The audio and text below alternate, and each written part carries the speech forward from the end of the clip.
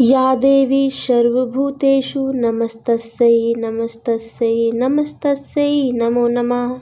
श्री दुर्गा सप्तशती पाठ 7वां दिन 12वां अध्याय देवी चरित्रों के पाठ का महत्व। ओम देवी बोली, हे देवताओं, जो पुरुष इन स्तोत्रों के द्वारा एकाग्रचित्त होकर मेरी स्तुति करेगा उसके संपूर्ण कष्टों को निस्संदेह दूर करूंगी। मधुकैटभ के विनाश, महिषासुर के वध और शुंभ निशुंभ के वध की जो मनुष्य कथा कहेगा, मेरे महात्म्य को अष्टमी, चतुर्दशी एवं नवमी के दिन जो मनुष्य एकाग्रचित्त होकर भक्ति पूर्वक सुनेगा, उनको कभी कोई अनिष्ट स्पर्श नहीं कर सकेगा, पाप नहीं करेगा। पाप से उत्पन्न हुई विपत्ति उसको हानि नहीं पहुंचा सकेगी। उनके घर में कभी गरीबी नहीं रहेगी और न कभी उनको अपने प्रियजनों का विछोह होगा। इतना ही नहीं, उन्हें शत्रुओं से, लुटेरों से, राजा से, शस्त्र से, अग्नि तथा जल से कभी भय नहीं रहेगा। इसीलिए प्रत्येक मनुष्य को भक्ति पूर्वक मेरे इस कल्याणकारक महात्म्य को सदैव पढ़ना और सुनना चाहिए। यह परम कल्याणकारक है। मेरा यह महात्म्य महामारी से उत्पन्न हुए संपूर्ण उपद्रव को एवं आध्यात्मिक आदि तीनों प्रकार के उत्पातों को शांत कर देगा। जिस घर, मंदिर या जिस स्थान पर मेरा यह स्तोत्र विधि पूर्वक पढ़ा जाता है, उस स्थान का मैं कभी त्याग नहीं करती। वह सदा मेरा निवास रहता है। बलिदान, पूजा, होम तथा महाउत्सव में मेरा यह चरित्र उच्चारण करना तथा सुनाना चाहिए। बलिदान, पूजा, हवन मनुष्य चाहे जानकर या अनजाने में करे, मैं उसे तुरंत ग्रहण कर लेती हूँ। शरद काल में प्रत्येक वर्ष जो महापूजा की जाती है, उसमें जो मनुष्य भक्ति पूर्वक मेरा यह महात्म्य सुनता है, वह सब विपत्तियों से छूट जाता है और धन धान्य तथा पुत्रादित्य से संपन्न हो जाता है। इसमें तनिक भी संदेह नहीं है। मेरे इस महात्म्य का प्रादुर्भाव की सुंदर कथाओं इत्यादि तथा युद्ध में किए गए मेरे पराक्रम को सुनकर मनुष्य निडर हो जाता है, शत्रु नष्ट हो जाते हैं तथा उसका कल्याण होता है। उसका वंश कल्याण के मार्ग पर चलता है। जो मेरे महात्म्य को सुनता है, बुरे स्वप्न दिखाई देने पर, ग्रह जनित भयंकर पीड़ा उपस्थित होने पर मेरा महात्म्य श्रवण करने से छुटकारा मिल जाता है। सब कष्ट शांत हो जाते हैं तथा स्वप्न दिखाई देने बंद हो जाते हैं और दुख इत्यादि सब मिट जाते हैं। बाल ग्रहों में ग्रसित बालकों के लिए यह मेरा महात्म्य परम शांति को देने वाला है।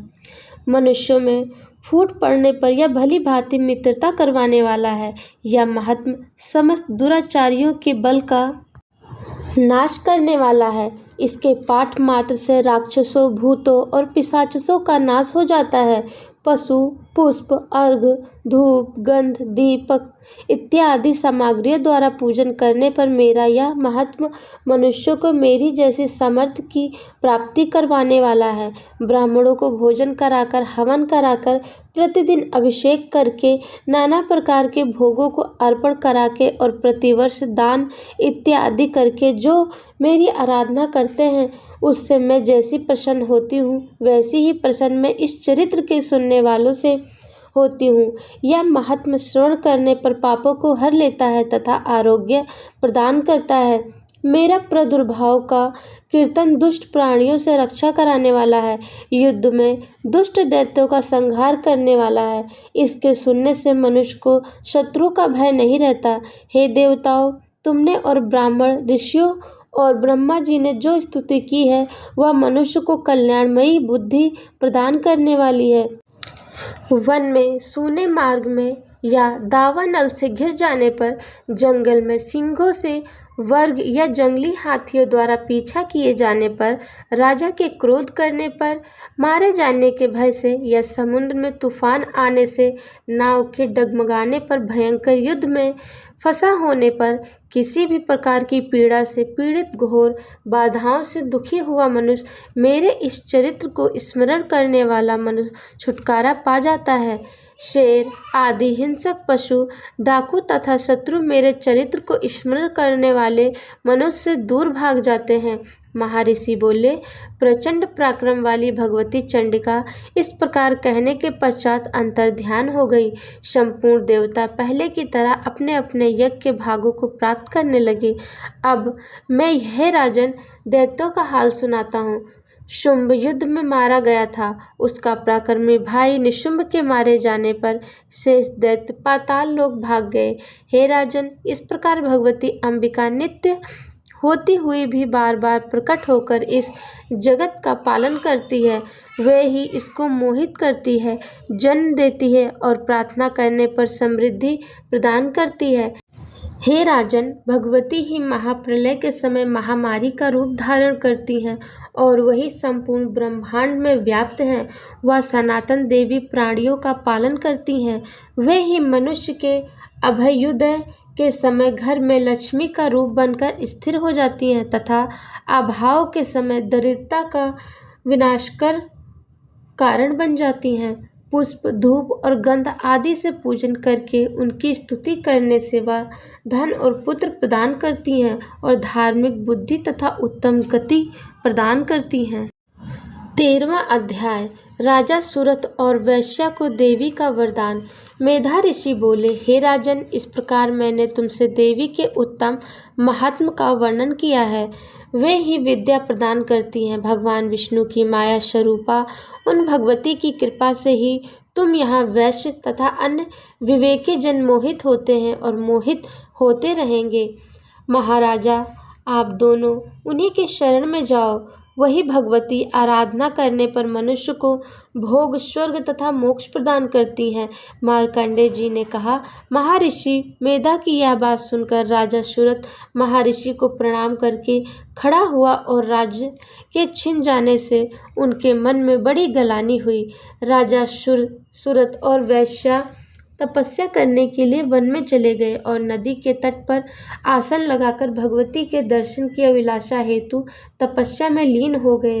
वैश्या देवी के परम उत्तम सूक्त का जाप करने लगी। दोनों राजा और वैश्या ने नदी के तट पर मृत्तिका से देवी की मूर्ति बनाई।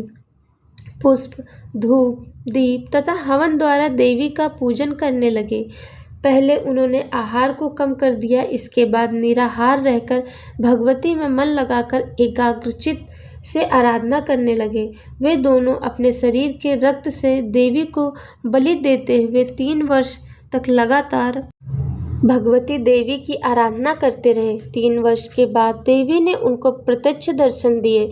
देवी बोली, हे राजन, अपने वंश को प्रसन्न करने वाले वैश्या, तुम जिस वर की इच्छा रखते हो वह मुझसे मांग लो, मैं तुम्हारी इच्छा पूरी करूंगी। तुम दोनों पर अत्यंत प्रसन्न हूँ। मार्कंडेय जी बोले, यह सुन राजा ने अगले जन्म में नष्ट न होने वाला अखंड राज्य और इस जन्म में बलपूर्वक अपने शत्रुओं को नष्ट करने के पश्चात अपना राज्य प्राप्त करने के लिए देवी से वरदान मांगा। वैश्या ने भी, जिसका चित्त संसार की ओर से विरक्त हो चुका था, भगवती देवी से अपनी ममता तथा अहंकार रूप आसक्ति को नष्ट कर देने वाले ज्ञान को देने के लिए वरदान मांगा। भगवती देवी ने कहा, हे राजन, तुम शीघ्र ही अपने शत्रुओं को मारकर पुनः अपना राज्य प्राप्त करोगे तथा तुम्हारा राज स्थिर रहने वाला होगा। इसके बाद मृत्यु के पश्चात आप सूर्य देव के अंश से जन्म लोगे। तुम्हारा नाम शार्वणिक होगा तथा इस पृथ्वी पर मनु के नाम से ख्याति प्राप्त करोगे। हे वैश्य कुल में श्रेष्ठ, आपने जो मुझसे वर मांगा है वह मैं आपको देती हूँ।